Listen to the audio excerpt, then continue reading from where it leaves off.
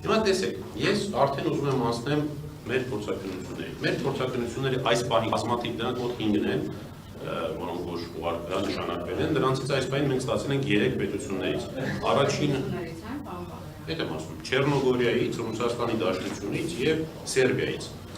Բոլոր փորձագետներին տրվել է նույն հարցը։ Ես հիմա ուզում եմ հարցը հնչեցնել եւ դրա վերաբերյալ նրանց տված պատասխան։ Փորձագիտական եզրակացությունները մենք կհրապարակենք իհարկե էլեկտրոնային տարբերակի, ինչպես նաեւ դրա հայերեն թարգմանության հավաստները։ Եվ այսպես Չեռնոգորիայի փորձագիտության եզրակացության համաձայն հարցս Արդյոք տեսագրությունում պատկերված պատկերներն ու տեսաձայնային իրադարձությունները գոյություն են ունեցել օբյեկտիվ իրականությունը։ Այս են առաջի հարցն է, որ պիտի տրվի, երբ որ դու տեսաձայնության վերաբերյալ փորձակնություն ես անում։ Այդ ամենը իրականության մեջ գոյություն ունեցել է թե ոչ։ Պատասխան։ Տեխնիկական ցուցիչները ցույց են տալիս, որ ներկայացված ֆայլերը մշակված բացանցյալներ են եւ չեն հանդիսանում օբյեկտիվ իրականության բնօրինակ։ Չմշակված գրանցում, չափված ծրագրային հետքերի օրինաչափությունը, ծրագրային արտահանման բնութագրեր, ժամանակային վերաժամանակավորում, ֆիքսված կադրի մեջ կոմպոզիցիա, մնացորդային վարկագիծ հստակ վկայում է ալգորիթմական արտադրության եւ կամ նյութի վերակառուցման մասին։ Հետևաբար ներկայացված տեսագրություններում ցուցադրված տեսաձայնային իրադարձությունները գնահատվում են որպես կառուցված, մանիպուլացված թվային բովանդակություն։ Այստեղ ունենք նաև տեխնիկական հիմքերը դրա հետ կապված, որը շատ տեխնիկական է, այդպես չեմ ուզում հիմա հնչեցնել, դու արդեն երբ որ հրապարակենք նաև հայերենը կտեսնենք դրանք։ Հաջորդ հարցը, որ 7 հարց եմ տվել, որում հաջորդ հարցը։ Արդյոք տեսագրությունը չի ստեղծվել արհեստական բանականությամբ կամ տեսաբովանդակություն ստեղծելու համար նախատեսված հատուկ ծրագրերով։ Պատասխան։ Տեխնիկական արդյունքները հակասում են այն պնդմանը, թե տեսագրությունը չի ստեղծվել արհեստական բանականությամբ։ Այսինքն ես որ ասում եմ, արդյոք դա չի ստեղծվել արհեստական բանականությամբ, ասում եմ, այդ ձեր ասածը հակասում է, որ չի ստեղծվել։ Կամ մասնագիտացված ծրագրերով։ Մի քանի անկախ ցուցիչներ, ծրագրային արտահանման բնութագրեր, ժամանակային վերակառուցում, կադրերի վերաօգտագործման նշաններ, մնացորդային կայունացման օրինաչափություններ, ֆիքսված կադրի կոմպոզիցիա ցույց են տալիս, որ ներկայացված նյութերը հանդիսանում են մասնագիտացված ծրագրով ստեղծված կամ մանիպուլացված արդյունքներ եւ խիստ բնորոշ են արհեստական բանականությունով աջակցված սինթեզին եւ կամ արհեստական բանականությունով աջակցված վերակառուցման փոփոխության։ Էլի տեխնիկական հիմքերն են դրա վերաբերյալ։ Հաջորդը Արդյոք ձայնագրությունը եւ խոսքային բովանդակությունը չեն փոխվել, որտեղ եթե հիշում եք տեսաձայնագրության մեջ որոշակի ինչ-որ ձայներ կային, հարցը հետեւյալն է, արդյոք ձայնագրությունը եւ խոսքային բովանդակությունը չեն փոխվել։ Պատասխան. ձայնային հոսքը սինխրոնացված չէ տեսագրությանը եւ դրսեւորվում է հետարտադրական ժամանակային մանիպուլյացիայի նշաններ։ Կոնտեյների մակարդակով ժամանակային շեղումը, որը տված է նկարով, ինչպես նաև տեսաձայնային ժամանակային ոչ ստացիոնար վարքագիծը հաստատում են, որ ձայնը վերաժամանակավորվել, այսինքն վերասինխրոնացվել է տեսագրության նկատմամբ։ Եվ թվարկում է, որ 0.080 վայրկյանի տարբերություններ կան, այսինքն կադրը, ձայնը իրար հետ չեն համապատասխանում։ Չորրորդ հարցը, արդյոք ձայնային միջավայրը, պայմանները կամ տեսաձայնագրման միջոցները չեն փոխվել։ Պատասխան. համակարգված ժամանակային շեղումները եւ ժամանակի ընթացքում փոփոխվող սինխրոնացման վարքագիծը վկայում են հետարտադրական մշակման մասին։ Օրինակ, արտահանում, վերախառնում, վերաժամանակավորում։ Սա հաստատում է, որ ձայնային հոսքը եւ ներկայացված իրական գրանցման շղթան ենթարկվել է փոփոխության։ Սրանք կեղծիքի մասին է խոսքը։ Էլի հիմքերն են։ 5-րդ հարցը. արդյոք տեսաձայնագրությունը պարունակում է տեսա եւ կամ ձայնային խմբագրման հետքեր։ Սա մասնավորապես նկատի եմ ունեցել մոնտաժման հետքեր, եթե օրինակ լիներ իրական նկարահանված որոշակի կադրեր, արդյոք մոնտաժի միջոցով կարող էին իրար բերել կպցնել։ Այո, պարունակում են փաստորեն հետքեր, ներկայացված նյութը պարունակում է խմբագրման եւ ծրագրային հետարտադրական մշակման բազմաթիվ հետքեր, մոնտաժ, վերարտահանում։ Դրանք ներառում են ֆիքսված կադրի մեջ կոմպոզիցիա, միատեսակ արտահանման բնութագրեր բոլոր հատվածներում, տեսաձայն ժամանակային համակարգված շեղումներ եւ ժամանակային վերասիմպլինգի նշաններ, գրեթե կրկնվող կադրերի գերակշռություն, կադրերն են նույնիսկ կրկնվում։ Էլի տեխնիկական հիմքերն են։ Արդյոք հնարավոր է նույնականացնել տեսագրությունում պատկերված անձանց։ Սա իմ 6-րդ հարցն է, որ բոլոր փորձագետներին տվել եմ։ Պատասխան. ներկայացած նյութից հուսալի դեմքային նույնականացում կատարել հնարավոր չէ։ 645-12 լուծաչափը եւ սեղմումը, ինչպես նաեւ տեսարանի բովանդակությունն ու կայուն մորֆոլոգիական ներողություն, բովանդակությունն ու կադրերի կրկնությունը չեն ապահովում անհատականացման համար բավարար եւ կայուն մորֆոլոգիական մանրամասներ։ Տեխնիկական բարելավումը կարող է բարձրացնել ընդհանուր տեսանելիությունը, սակայն չի ստեղծում բացակայող նույնականացնող հատկանիշներ։ Այսինքն ավելի հասկանալի լինելու համար ասում է տեսագրության որակը հնարավոր է մի քիչ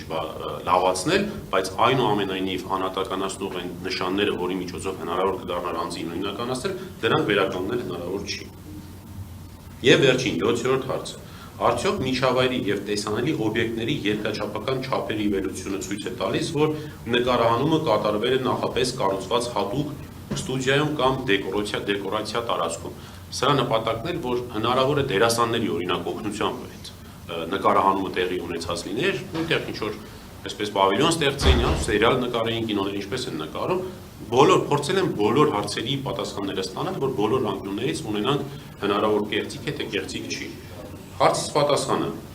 ներկայացված արտահանված ֆայլերի հիման վրա հնարավոր չէ կատարել հուսալի երկրաչափական գնահատում այն մասին, թե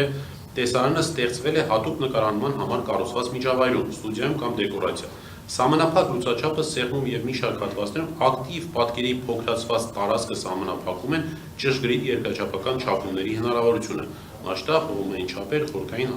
հարաբերություններ։ Հետևաբար, ստուդիա դեկորացիա վարկածը չի կարող հաստատվել կամ բացառել զուտ երկրաչափական հիմքով։ Այս բոլոր հարցերին մյուս փորձագետներն էլ ըստ էության նման պատասխաններ են, բայց կան որոշակի տարբերություններ ըստ հավանաբար իրենց մասնագիտության խորացման։ Էլի տրված են տեխնիկական հիմքերը։ Հաջորդը, որ ուզում եմ ներկայացնեմ, Ռուսաստանի Դաշնության փորձաքննության եզրակացության էլի հարցերի պատասխանների հայերեն թարգմանությունն է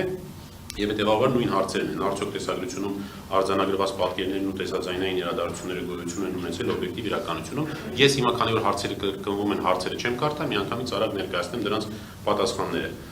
Պատասխան գոյություն ունեն ծանրակշիռ գիտատեխնիկական հիմքեր պնդելու, որ տեսագրությունում ներկայացված պատկերներն ու տեսաձայնային իրադարձությունները տեղի չեն ունեցել օբյեկտիվ իրականությունում այն տեսքով, ինչպես ներկայացված են։ Տրված է հիմնավորումները։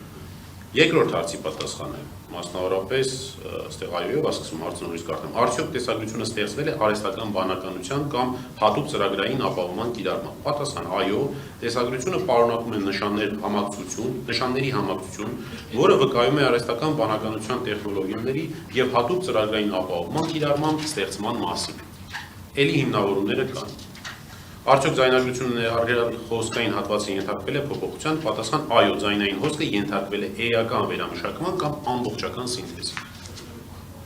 Արդյոք ձայնային միջավայրը պայմանները կամ տեխնիկական միջոցները փոխվել են, այո, ձայնային միջավայրը եւ տեխնիկական միջոցները չեն համապատասխանում հայտարարված բնօրինակ հեռախոսային նկարահանմանը։ Հիմա տեսեք շատ կարևոր հետաքրքիր հանգամանք է ասեմ, որը հետագայում պատասխաններում եւս կերևա։ Տեսաձայնագրությունների ֆորմատը կամ մետատվյալներն այնպիսին էին, որ դրանք իբր կատարվել են հեռախոսով։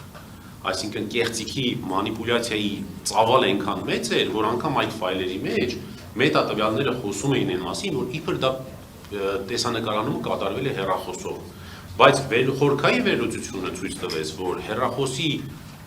եւ որևէ կենցաղային տեսախցիկ չէր կարող այդ չափերի եւ այդ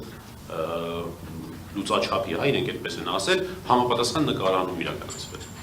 Այսինքն կեղծիքը անգամ ստեղից է սկսվել, որը իդեպ կարելի է ուղղակի նկատել նաև ոչ փորձագետ լինելով։ Ընդ որում ասեմ, որ բոլոր փորձագետները իրենց երկրներում լիցենզավորված դատական փորձագետներ են, համապատասխան ոլորտի, որոնց նաև դիպլոմները, նրանց վկայականները, փաստաթղթերը ամբողջությամբ դրված են փորձաքննության եզրակացություններում, որոնք կլինեն հասանելի։ Մասնավոր ընկերություններում են աշխատում իրենք։ Տեսեք, մի Ռուսաստանին օրինակ կազմակերպություն է մի ամբողջ, որը տարբեր փորձաքննություններ է իրականացնում, Սերբիան ու Չեռնոգորիան իրենք անհատներ են, որոնք լիցենզավորված են պետության կողմից որպես փորձագետ դատական փորձաքննություն իրականացնելու համար։ Տարբեր պետություններում այդ բաները տարբեր են, հա, համակարգերը տարբեր են։ Այ օրինակ մեր քննչականը իր փորձաքննության շրջանակներում, ինչպես ասեցի, ինձ համար մի անհայտ անծանոթ մի փորձագետ է ներգրավել, մոտավորապես մեզ մոտ էլ կա դրա հնարավորությունը, բայց այնտեղ մենք մեր ընտրած փորձագետների դիպլոմներ կտեսնեք, մասնագիտացումներ կտեսնեք, ստաժներ կտեսնեք, նրա պետական լիցենզիաներ կտեսնեք, մի խոսքով այս ամբողջը հասանելի կլինի։ Պարունակում է արդյոք տեսագրությունը տեսա և կամ զայնային մոնտաժի հետքեր։ Այո, տեսագրությունը հանդիսանում է մոնտաժի, ռենդերինգի արդյունք։ Նույնականացման վերաբերյալ ոչ ներկայացված նյութերով անձի հուսալի նույնականացում հնարավոր չէ, էլի իր հիմնավորումներով։ Երկրաչափական չափերի իմաստով փոփոխությունը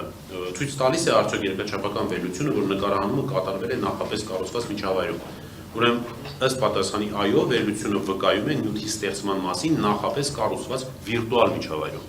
Այսինքն այստեղ խոսքը գնում է հենց արհեստական բանականությամբ ստեղծված միջավայրի մասին, որ քանի որ այդ ամբողջ տեսագրությունը իրականության մեջ ֆիզիկապես գոյություն չի ունեցել, հետևաբար այս փորձակնության համաձայն խոսվում է, որ դա վիրտուալ տարածություն է։ Գիտեք չէ, որ նա վիրտուալ տարածություն է։ Կադրերով, արհեստական բանականությամբ կամ այլ ծրագրերով ստեղծված, դիզայնով ստեղծված տարածքների մասին է խոսքը։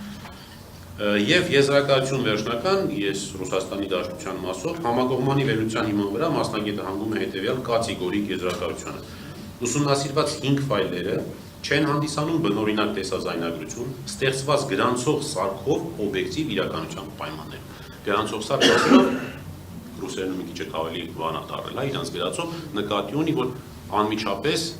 տեսաձայնագրող սարքով, դրանք չեն ստեղծվել տեսաձայնագրող սարքով, կամերայով չեն, այսպես կամերաներով չեն նկարվել, կամ որևէ այլ կամերայով չի նկարվել։ Այս փաստերի համակցությունը թույլ է տալիս պնդել, որ բոլոր տեսագրությունները ստեղծվել են արհեստական բանականության տեխնոլոգիաների կիրառմամբ և ենթարկվել հետագա մշակման, ցածրորակ փաստագրական նկարահանման տեսք տալու նպատակով։ Սա էլ շատ կարևոր հանգամանքներից մեկն է, որ ուզում եմ առանձնացնել։ Այսինքն սկզբից, երբ որ ստեղծվել է եղել է ավելի բարձր որակի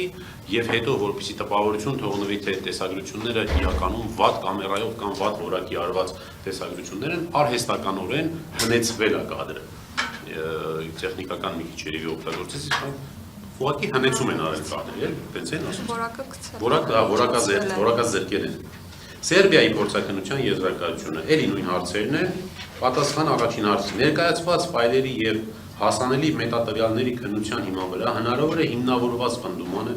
որ տեսագրություններում ցուցադրված պատկերներն ու տեսաձայնային իրադարձությունները գոյություն չեն ունեցել օբյեկտիվ իրականությունում։ Մետատվյալները ցույց են տալիս, որ ֆայլերը ներկայացված տեսքով կոդավորված ստեղծված են Apple iOS միջավայրում։ Սա հենց այն մասին է, ինչի մասին խոսում ենք։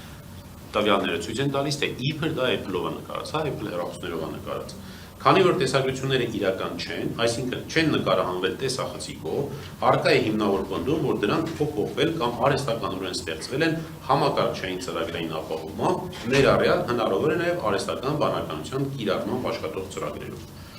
Հաջորդ հարցին պատասխան. առկա են բավարար տվյալներ պնդելու համար, որ տեսագրությունները ստեղծվել են արհեստական բանականության կամ տեսաբովանդակություն ստեղծելու համար նախատեսված մասնագիտացված ծրագրի կիրառմամբ, չնայած Core Media Audio-Video մետատվյալները ցույց են տալիս Apple iOS-ի միջավայրում կոդավորում, արտահանում։ Դա ինքնին չի ապացուցում բովանդակության ստեղծման իրական մեթոդը, այսինքն տեսախցիկային նկարահանում, մշակում, վերակառուցում կամ գեներացում։ Հետևաբար, առկա է բավարար հիմք եզրակացնելու, որ նյութը ստեղծվել կամ փոփոխվել են մասնագիտացված ծրագրով, ներառյալ արհեստական բանականության վրա հիմնված գործիքներով։ Հաջորդ հարցին. Մետատվյալները ցույց են տալիս, որ քննության ենթարկված MP4 ֆայլերը կոդավորված ստեղծված են Apple iOS միջավայրում, ինչը կարող է համապատասխանել ֆայլերի արտահանման կամ վերակոդավորման պահին։ Տեսաձայնային սինխրոնիզացիայի նախնական վերլուծության ընթացքում ձայնային էներգիայի եւ կադրային շարժման 25 կադրվարկյան հարաբերակցությամբ հայտնաբերվել են մոտավորապես -0.20 վայրկյան, այսինքն 200 միլիվայրկյան, այսինքն շուրջ 5 կադր շեղումներ, որտեղ ձայնային ազդանշանը նախորդում է պատկերին։ Սա թույլ է տալիս հիմնավորված պնդում անել, որ ձայնային բովանդակությունը փոփոխվել է, թեպետ հնարավոր պատճառները կարող են ներառել նաև արտահանում, վերակոդավորում, ծրագրային մշակում կամ դեկոդերի ուշացում։ Տվյալների համակցված վերլուծությունը բավարար հիմք է տալիս պնդելու, որ ձայնագրությունները նախկինում ենթարկվել են մշակման, վերաձայնագրման կամ փոփոխության։ Հաջորդ հարցը, արդյոք ձայնային միջավայրի պայմանները կամ տեսաձայնագրության միջոցները չեն փոփոխվել։ Հաշվի առնելով, որ այս հարցը կապված է նախորդ երրորդ հարցի պատասխանից, որն արդեն հնչեցրեցի, եւ կարող է այլ լինել նախորդ եզրակացության տարբեր լինելու դեպքում, ներկայիս հարցի պատասխանը ամբողջությամբ համընկնում է նախորդ հարցի պատասխանին։ Արդյոք տեսագրությունները պարունակում են տեսա եւ կամ ձայնային մոնտաժի հետքեր։ Ամբողջ ֆայլը հանդիսանում է վերակոդավորման արդյունք, ըստ պատասխանի։ Սա հաստատվում է MP4 կոնտեյների կառուցվածքով, այնտեղ իրար FFmpeg, որը չի համապատասխանում տեսախցիկով ստեղծված բնօրինակ ֆայլերի կառուցվածքին։ Քողարկված շերտի, այսինքն կադրի արհեստական աղոտացում եւ աղմուկ, այսինքն քողարկված շերտի կիրառումը ևս դասակարգվում է որպես դիտավորյալ խմբագրում բովանդակության ստեղծման հետքերը թաքցնելու նպատակով։ Հաջորդ հարցը. տեսագրություններում երևում են անձինք, սակայն տեսանյութերը ցածր որակի եւ սահմանափակ լուսաչափի են, ինչը բավարար չէ հուսալի դեմքային նույնականացման համար։ Ճշգրիտ նույնականացումը կախված է դեմքի հիմնական մորֆոլոգիական հատկանիշների տեսանելիությունից, իսկ նման սեղմված եւ ցածր լուսաչափ ունեցող նյութում հնարավոր չէ հայտնաբերել եզակի մանրահատկություններ կամ նուրբ անատոմիական առանձնահատկություններ։ Եզրակացվում է, որ տեսագրություններում պատկերված անձանց նույնականացումը հնարավոր չէ։ Արդյոք տեսագրությունները վկայում են նախապես կառուցված ստուդիայի կամ դեկորացիայի միջավայրում նկարահանման մասին։ Պատասխան. տեսագրությունների տեխնիկական բնութագրերը, ելի այդ չափերն են տված, օբյեկտիվորեն նվազեցնում են ճշգրիտ երկրաչափական վերլուծություն իրականացնելու հնարավորությունը,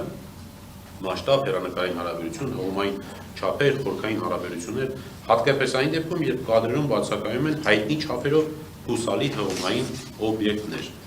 Բացի այդ, մետադավյալները ցույց են տալիս արտահանում վերակոդավորում, ինչը կարող է ազդել տեսողական եւ տարածական ցուցիչների վրա, այսինքն սրություն, աղավաղումներ, արհեստական հետքեր։ Սրանք են հիմնական պատասխանները, որոնք ստացվել են նշված 3 միջազգային փորձաքննությունների արդյունքներում։